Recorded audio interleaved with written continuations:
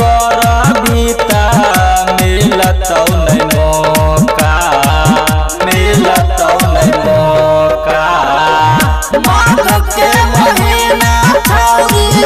लागै छौ अनोखा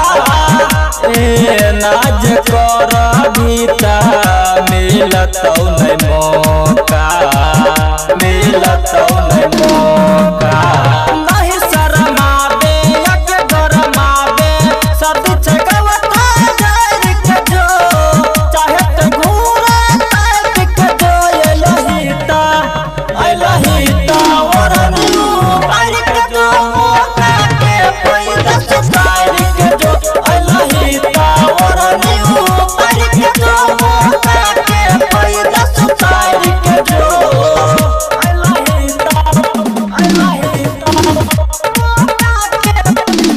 डीजे कंचन राज मुजफ्फरपुर। ढेर दिन से जाते रहिए नदी के दिन गे देखै में लागै छी छौरी नमकीन गे छौरी नमकीन गे ढेर दिन से जाते रहिए